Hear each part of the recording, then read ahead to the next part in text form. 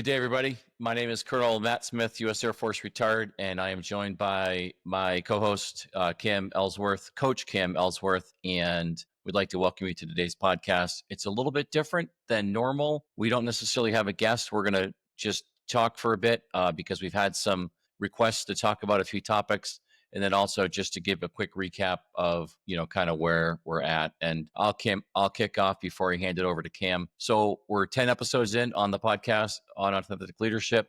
We've had some amazing guests, some awesome perspective, and we've had some fantastic feedback.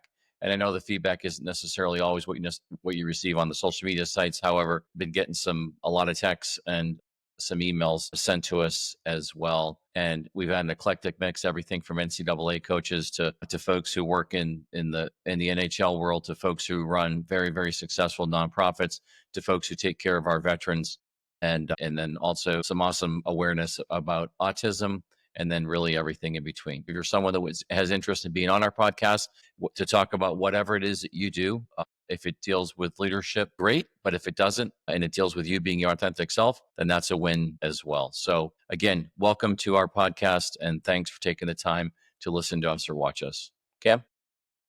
Yeah, absolutely. Definitely didn't know exactly where this would go, but like you said, gotten a lot of feedback. And I think the podcasts that I've got the most feedback on are the ones where it's been maybe a different topic.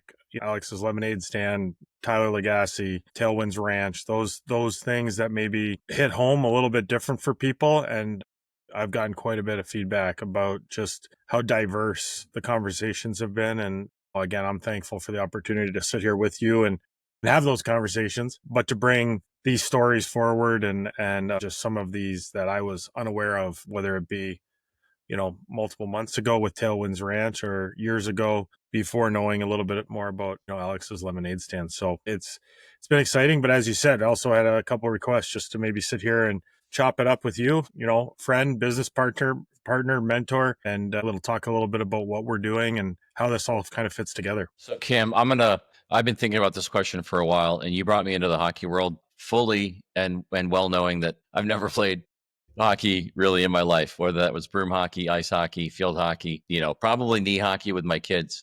However, you brought me in for a different reason, just to provide some perspective, perhaps, and help you fill in some blind spots, help your leaders develop, your captains and your assistant coaches and whatnot.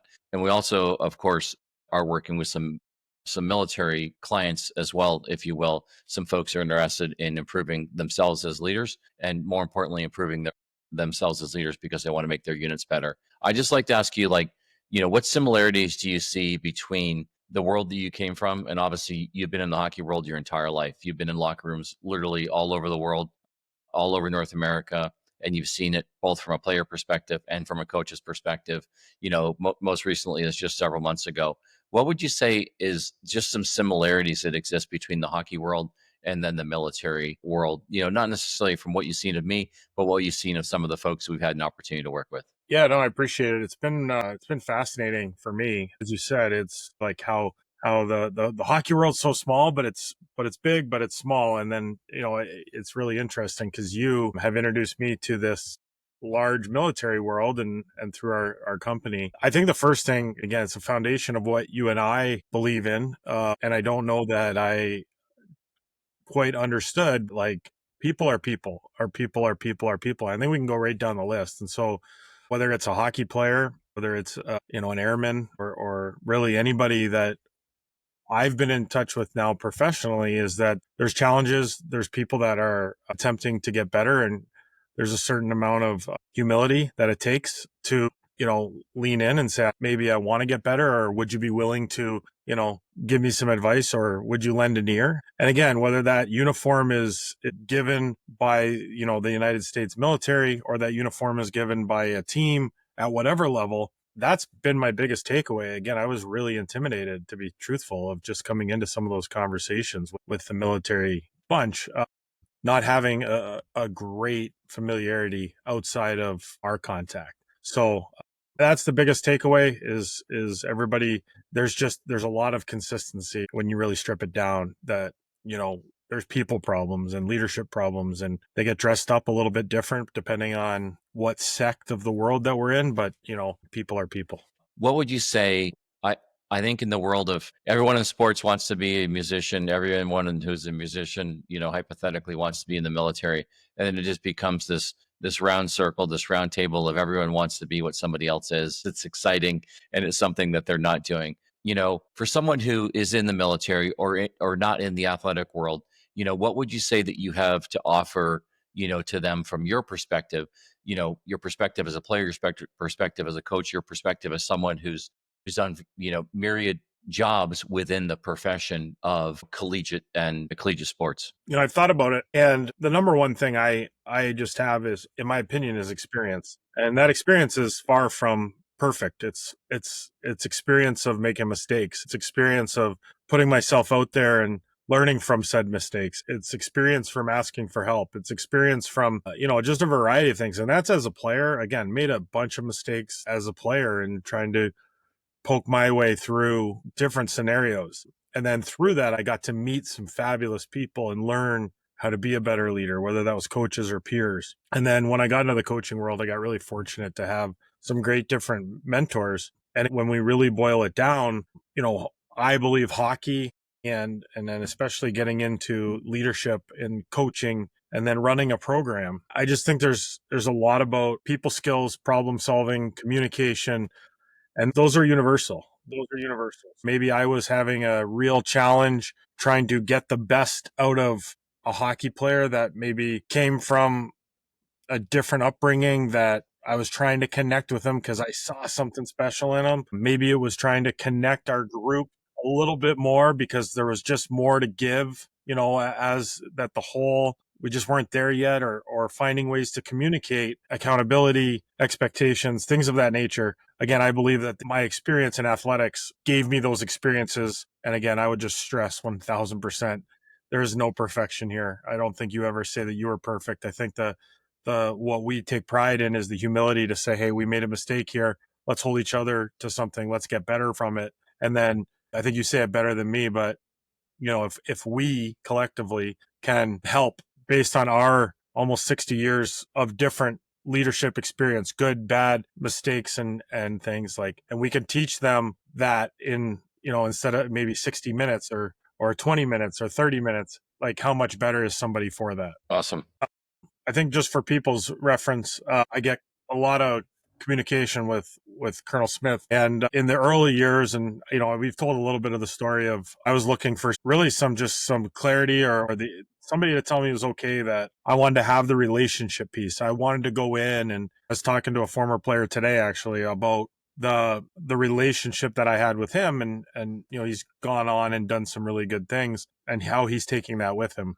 But I wanted some validation that that was okay, and I got connected with you. And again, here I am, right? I'm a first year head coach, and I'm trying to navigate. And again, Matt, incredibly humble, and says, call me Matt. Well, at the time, acting colonel of the Norwich University Air Force and whatnot, you got just letter after letter after your name, and I was like terrified to call you Matt. And I don't know if it's a hockey thing or whatever, but it's like we find different ways to address people. And I just ended up calling you boss, and then from hey boss turned into boss man. So for anybody out there that wonders how that slips in occasionally, that's been about 5 years running of just boss man. It was like before we were friends or before we were workers or anything.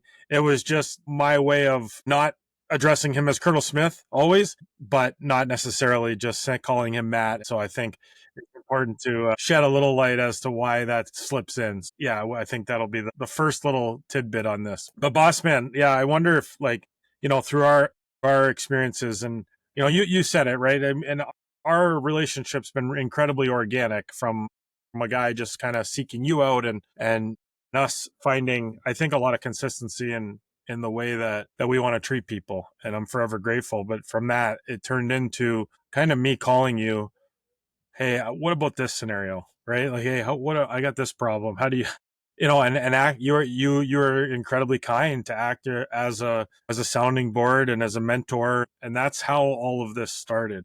I guess my first question to you is, like, at what point in your professional career in the Air Force did that become apparent to you that was like one of your superpowers? We talk about it professionally with people, but like, as I've got to know you, I'm not the only one to call Colonel Matt Smith for advice or for sounding board. At what point did you realize that that was like something that was you? Yeah, that's a great question, Kim. I'm the first to admit that I don't know everything, right? I feel like sometimes I'm the first person to like learn a lesson, identify the lesson, and then relearn it. So, just from an early age, I just felt like if there's something that I could share with somebody else, regardless of what it was, and it could benefit them, again, we talk about this all the time. It's not necessarily just sending them a text or sending them an email or just blurting it out. It's informing them or just letting them know, like, hey, man, I had this situation happen and this is something that I made a mistake on and you might want to consider it. And I think that a lot of it is how you say it because arguably I think it's human nature for not everyone to want to be told like what to do or how to do it, but yet let them figure it out, kind of in their own way. But I would say for me, the pivotal point was probably going through the U.S. Air Force Weapons School and spending time there and being humbled, not just every day, but probably every minute of every day, and realizing that you weren't the big kid on the block and that folks were critiquing your performance because they wanted you to go back into the Air Force, the line Air Force, and to be an instructor and to instruct, and make your squadron as combat capable as possible. And that takes a significant level of humility because when you go into a multi AFSC or a multi specialty squadron, you might know a lot about your particular, skill set in your trade. However, you might not know everything about every single career field that's in your organization. So you need to start from a position of not knowing everything, not knowing where that person came from, and not assuming that you understand where that person is coming from. Kind of bringing it all back. When I met you, and you started asking me questions, I thought to myself like, oh my gosh, I truly hope these are leadership questions, and these are questions about just experiences that I've had because if we were to talk X's and zeros, I think that I would probably be challenged. But just like you said before, you quickly acclimate to what it is, how and what and how you can influence a certain person or a certain situation in a positive manner. And I think for me, what stood out the most, and I know you didn't necessarily ask this question, but you know, working with you, why it was so enjoyable is because you were willing to listen to what I was saying, and then that turned into a discussion, turned into a dialogue, and turned into the basis of an incredibly healthy relationship where it was just I would say something, you would listen to understand, you would say something, I would listen to understand, and then it just became a mutually beneficial relationship. And I would argue that's kind of what our collective superpower is, here with just within the colonel and the coaches. We don't have all the answers. I mean, certainly we don't have all the answers for some of the organizations that we're working with. But you know what? If we take the time to listen to their problem sets and we take a time to listen to what their challenges are and to their ideas and sort of establish a common foundation and conduct some essentially root cause analysis utilizing our pillars as a guide, I think you can probably pretty much crack any challenge or any nut with any organization, whether that's a tactical problem or whether that's a strategic problem. I think you can really get after it. And I think that the more that becomes part of your habit pattern, sort of the easier it becomes for you to conduct that analysis and to be able to provide sort of meaningful feedback. And the both meaningful feedback from an internal dialogue perspective and then meaningful feedback from an external dialogue perspective, which is what I think you and I are getting better at, through what we do by working with people. Yeah, I'd agree. And I think, again, from a purely simplistic point of view, there's just, I think culturally, we just live in a very chaotic time right now.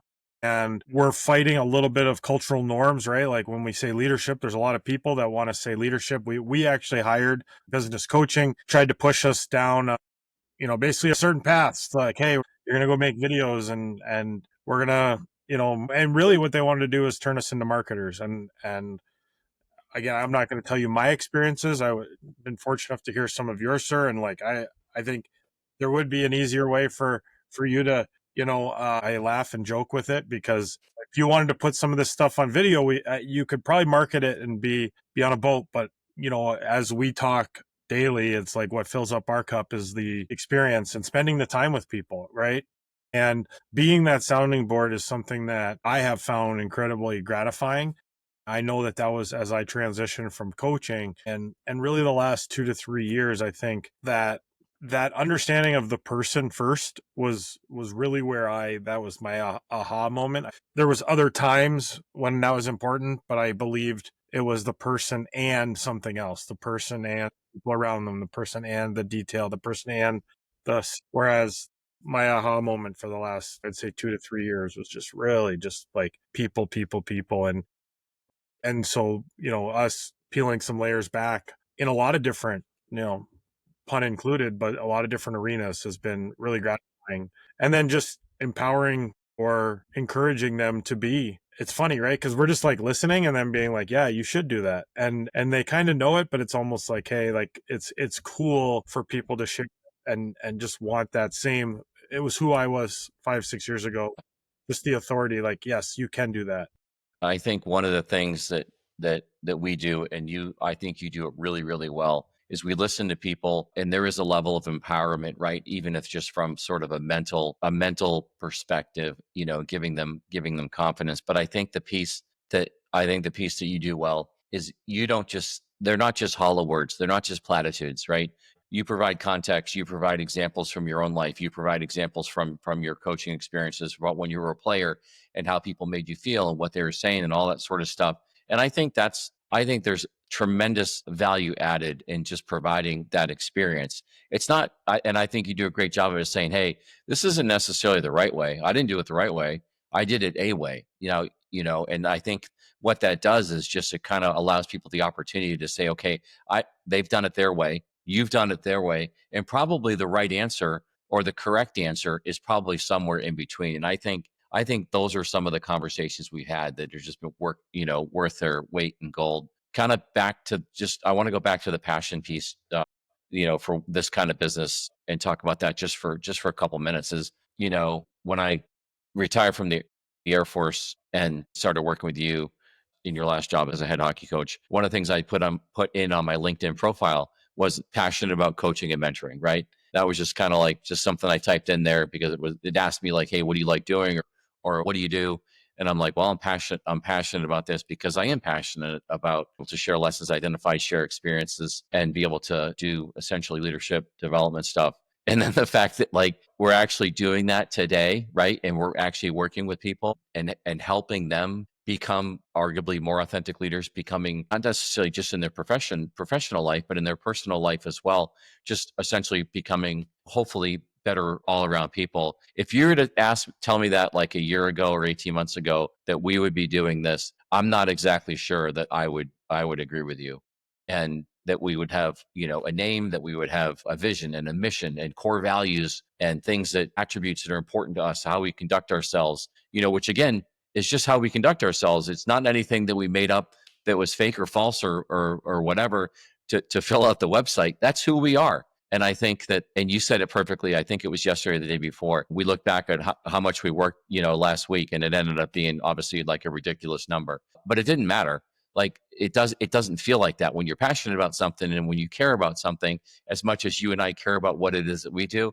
It doesn't feel like a huge burden. It just feels like, wow, this is what I was meant to do, and this is exciting, and I love doing this. And oh, by the way, when that alarm bell, goes off at whatever time in the morning, 5:30, whatever, quarter to six, there's a level of excitement to get up to do, what we do. And I think that's what makes what you and I do so special. Yeah, I mean, here, right? Like I would agree wholeheartedly. And yeah, things have taken different turns. I know in my life and yours as well, but it's been very welcome and exciting. I think when I was shocked, and again, Matt and I were friends, and then I would say he was a mentor, and then he was around the team, and I would have him be around the team, and then I think really the pivotal moment was Keegan moving out and going to school, and all of a sudden your time was so much more available, and you probably missed something. I asked you to be around, and it morphed into this full time.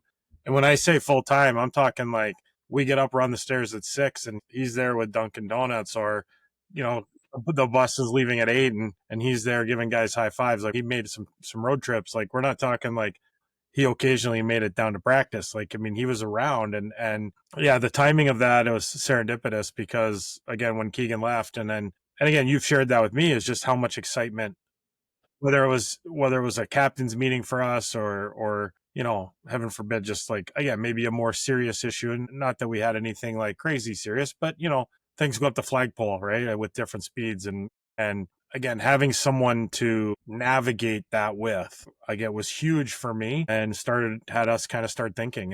And I know I've been humbled that I still remember when, I told you, like, kind of the life change my life was going to be going. I was going to be stepping away, and you were like, "Hey, we should do this." And I thought you were joking. Like, I thought it was a total, like, funny haha thing. So, like you said, to think that, hey, we have clients, we're out doing this, I think it's a little bit, it's wild in the greatest way, right?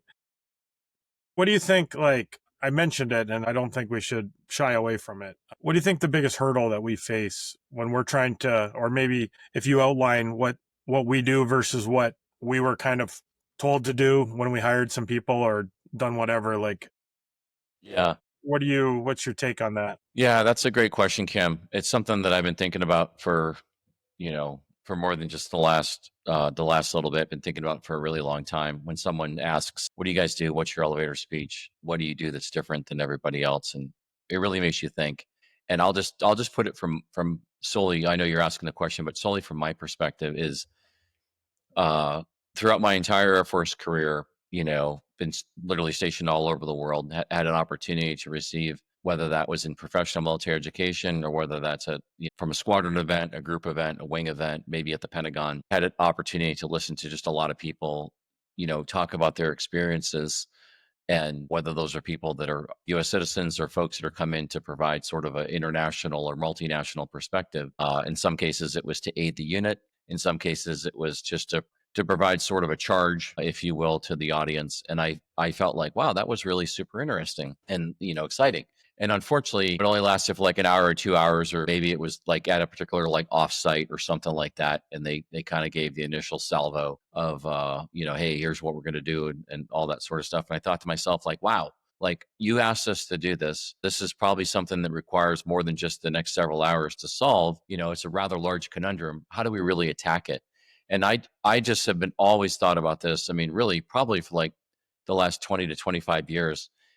I just thought it would be really super exciting where if we could establish an enduring relationship where, not necessarily daily touch points but weekly touch points, and then also have access to that leader, and again, not burdening his or her time, but being able to, like, perhaps text them, being able to perhaps establish, a professional relationship that I otherwise wouldn't have established. How awesome that would be, so that when I approached a critical point in my professional career, I could reach out to them. Or if it was for a finite period of time, whatever, the course of an assignment, right? Either, whatever, a 6-month deployment, remote assignment, 2-year assignment overseas or something like that, an opportunity to work with them. Awesome. That would have been for me, Cam. That's the impetus of, I think, why I asked you to do what, to stand up this business. Cause I felt like, to a certain extent, that I was making an impact with you, but that took me to understand your culture, took me to understand your coaching philosophy and all that sort of stuff. And I just felt like that was a purposeful, meaningful relationship that we had,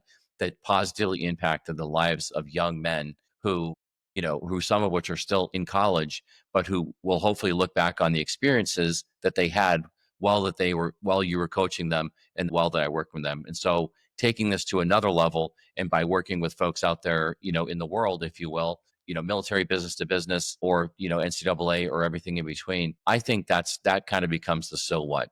But I think you only accomplish that through establishing an enduring relationship. I think coming in for a day, or maybe coming in for, a day and a half, I don't know how you continue to really make the meaningful impact that we have had, that we know that we've had, for like the last several months with other organizations. Yeah, I think that's well said, and I think it is something we're going to continue to fight, as far as just the time, right? And again, I think it's a cultural thing. I think it's also something where maybe people aren't aware of somebody being willing, Colonel Matt Smith's willing to pick up his phone at 9. We've had meetings at 9 p.m. on a Sunday because that's when people are available, right? And so, yeah, I think we do kind of fight that, and again, the current state of things, like, we're we were kind of pushed again down to try to get, hey, like make videos and market the videos. And, Boss Man and I right away were like, in all of our years, while there might be some similarities, the people are different. When you have humans involved, who those people are, the emotions of those people, the backgrounds of those people, their story. Again, that was just our own thing. I don't think we're trying to sharpshoot anyone for doing anything. It's just what we're trying to do is something a little different where we get in and we're part of it. And again, we're just taking our own experiences, whether that was you at the professional level or then what you came in, really I would say, for lack of a better term, the ghost, version of what we've done, right? The maiden voyage was our team the last couple of years. And then, for me as a leader, but then, we including in the kids and the people and then other coaches, athletic support, we had you presenting to our athletic director or strength and performance. Like when all of that got unified, I think we saw a much better product than, again, you said it. I've been in sports, whether playing or coaching, up until like, probably darn near 38, 39 years. And the amount of times you get that guy come in and tell your story, and it's great. It's motivational. It's awesome. But, when things hit the skids, they're not there to help pick up the pieces. That's I think the essence of what we're trying to do is be there, knowing that there will be a moment where, somebody just needs somebody to talk to, or maybe they pat them on the back or whatever that is, and all places in between. So I think as we continue down this road, and you've said it, we've gotten better telling that message. And I know that the people that we're having an impact on them. And so that's, again, gratifying to you and I, right? As you said, as we're busy, whether that's planning, prepping, drawing out, or following through on those meetings, I think it's really gratifying for us. Yeah, just for our listeners or watchers, we do believe in the enduring relationship, and we do believe in establishing touch points, throughout our sort of relationship with folks that we work with. But to be sure, our ultimate desire is to instill, a foundation with those people that we're working with, so that they can, eventually just succeed at like the most elite levels possible.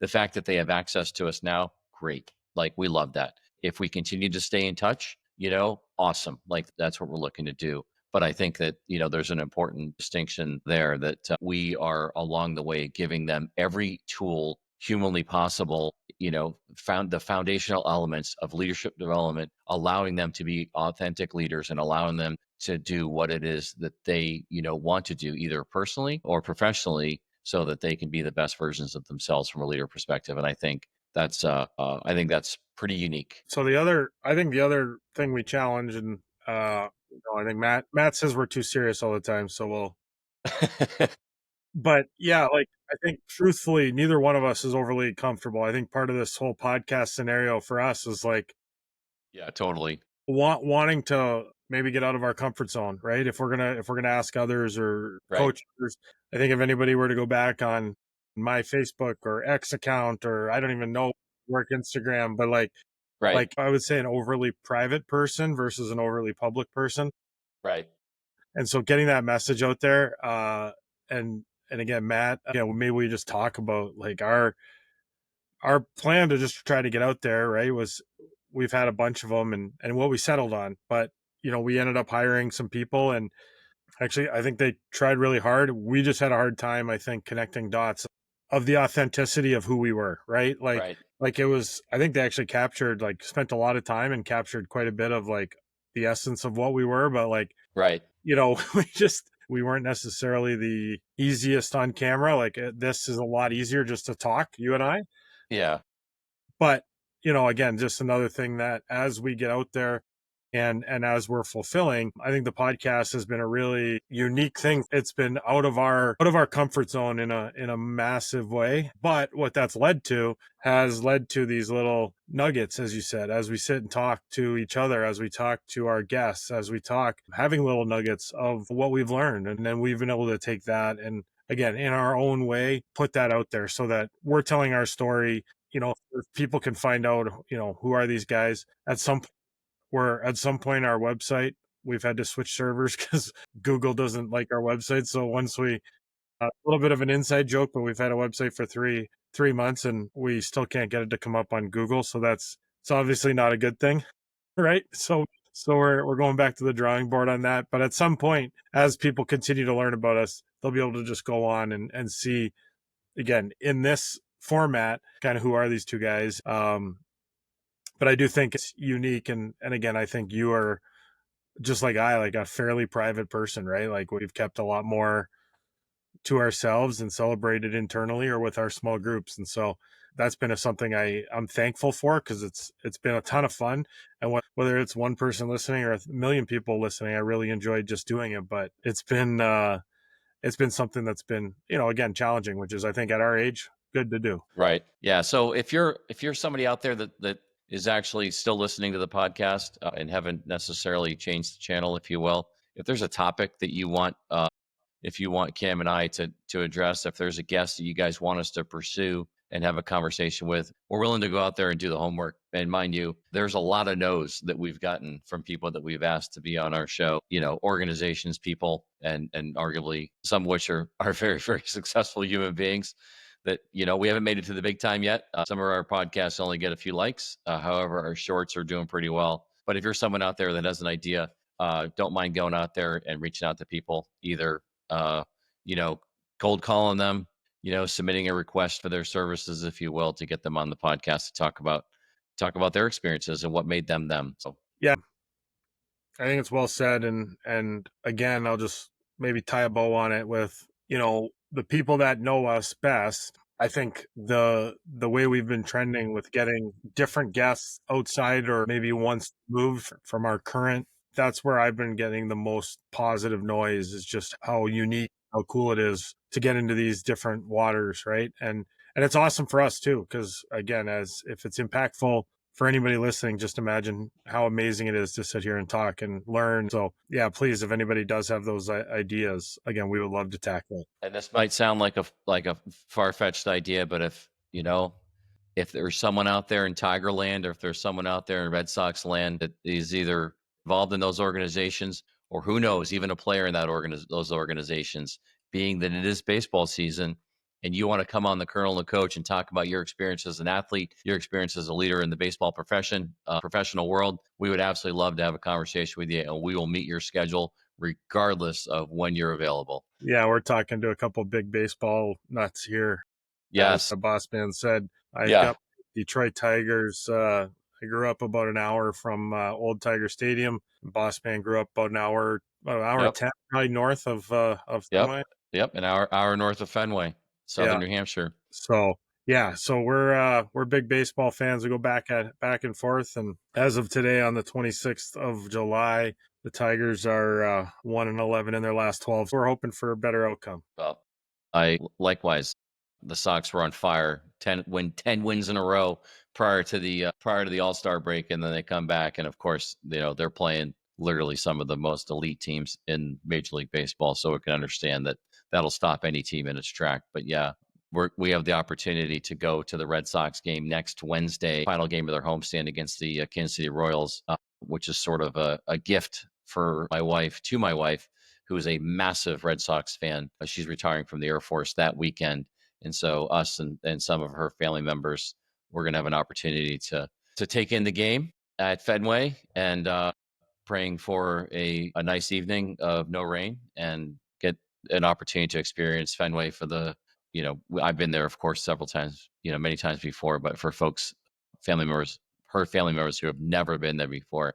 And it's always good to look at them and to see that experience through their eyes. And they see things that you might not have seen or you quite frankly have taken for granted. And so, mind you, there's very little that I take for granted when it comes to the Boston Red Sox. But yeah, awesome. Well, Cam, absolutely wonderful as always. I appreciate your perspective always, regardless if it's podcast or whether it's us working with a client. So I definitely appreciate it. And I think that we should do this again, and hopefully some folks will give us some topics to talk about. Obviously, we're not involved with everything. However, we're not afraid to make those hard phone calls or texts or emails and stuff like that to try to get better information out there to help facilitate better discussion and dialogues. Uh, Thank you, everyone, for taking the opportunity to listen to this podcast. And again, this is Colonel Matt Smith, U.S. Air Force retired, and Coach Cam Ellsworth on Authentic Leadership Podcast. Thank you.